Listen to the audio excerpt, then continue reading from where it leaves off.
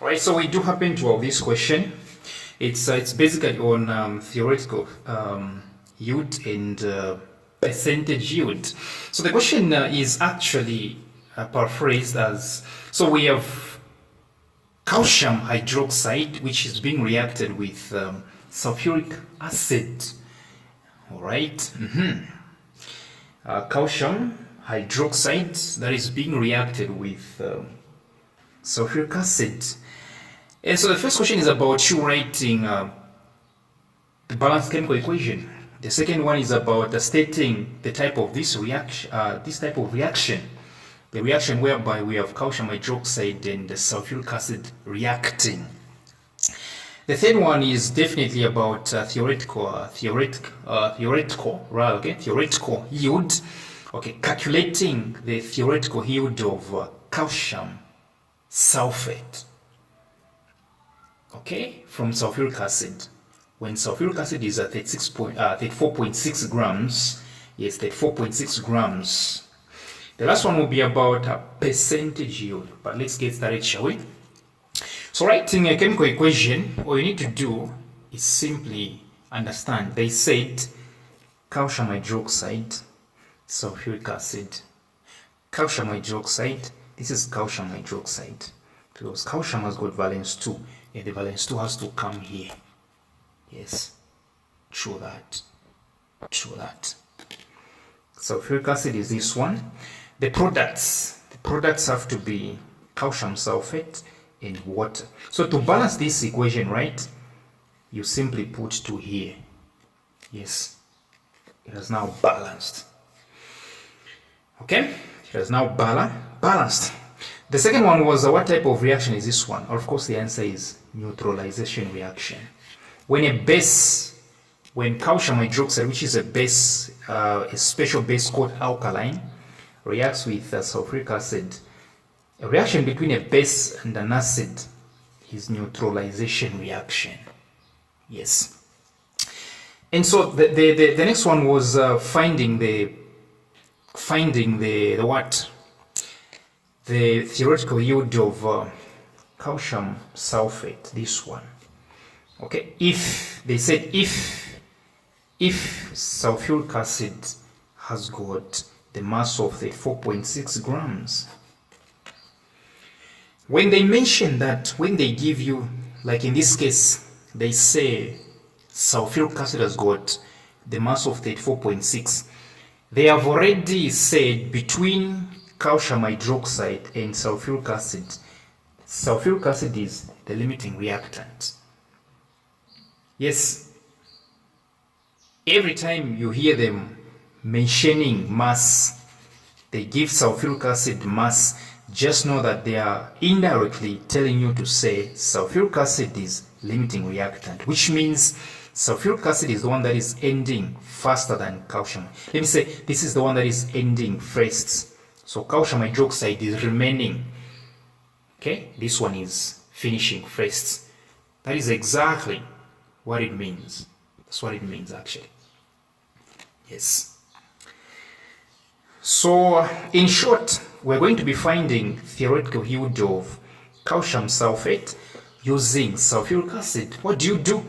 Find the number of moles. Find the number of moles of sulfuric acid because it's the limiting reactant. How do I know? Because they gave it mass. When they mention mass, just know that this one is definitely a limiting reactant. All right, limiting reactant for real. That's it. Just give me a break. Somebody's about to call me up. Yes. Okay, so we move on, shall we? So how do I find the number of moles of this one? Okay, why am I finding the number of moles of sulfuric acid? The answer is very simple. For you to find the theoretical yield of calcium sulfate, you must use the limiting reactant, which is sulfuric acid. So find the number of moles. Will you find the number of moles? Okay, find the number of moles. So how do you find the number of moles? You simply do this. Number of moles of sulfuric acid is equals to molar, is equals to mass over molar mass. And the molar mass we were given the 4.6. Then find the molar mass. What am I saying? The mass of sulfuric acid we were given is the 4.6 grams. So now finding the molar mass. What do? You do this. How many oxygens are here? There are 4. So 4 times the mass number of oxygen, 16, right? 4 times 16, 64.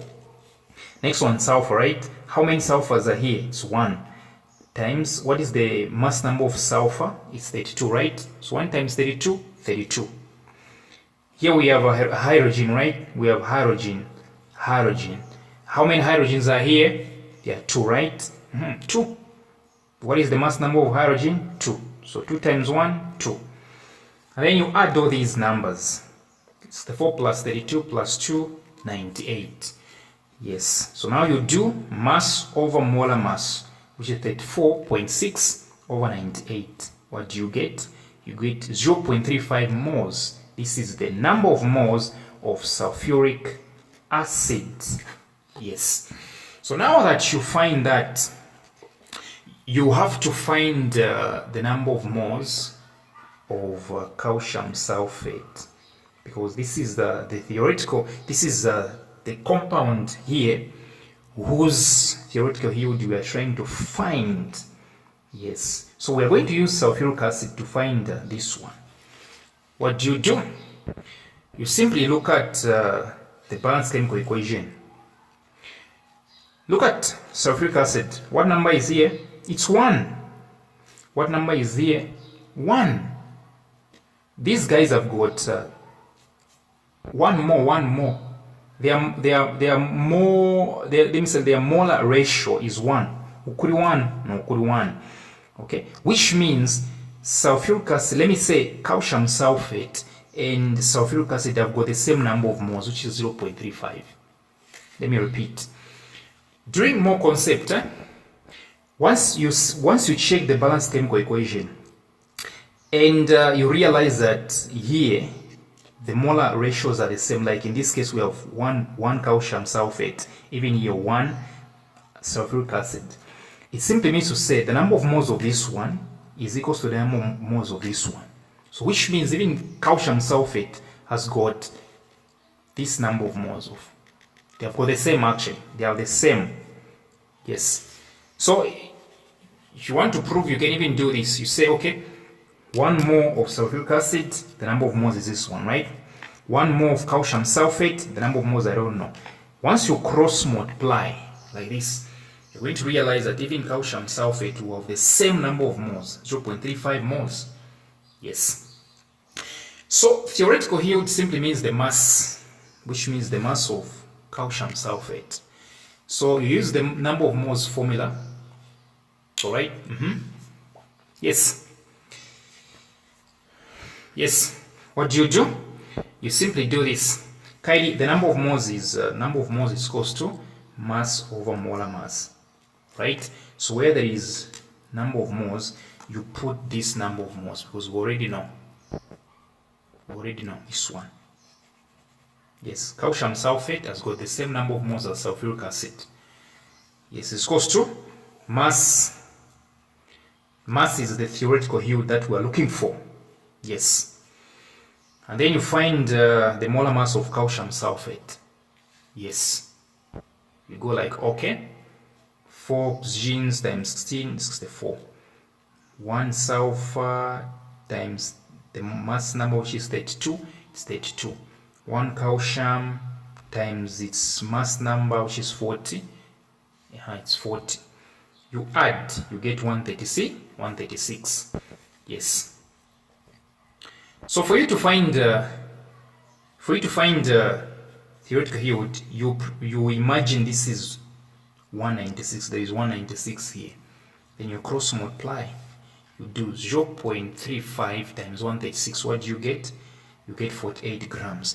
This is theoretical yield. The next one was percentage yield, right? The next one was about what? Percentage yield. Percentage yield, the formula is actual yield over theoretical yield. Actual yield, they gave us, right? They gave us in the question, right? actual yield they gave us. Through that, they have to give us the actual yield. Yes, because we are from answering the theoretical yield, right? They have to give us the actual. Sorry, they have to give us what? The actual yield. Yes, they really have to give us the actual yield. Yes, so the actual yield actually they gave us was 18.7.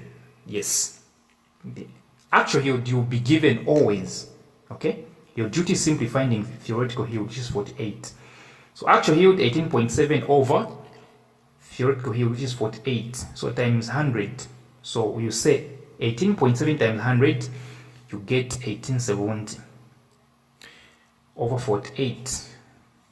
What do you get? 39%.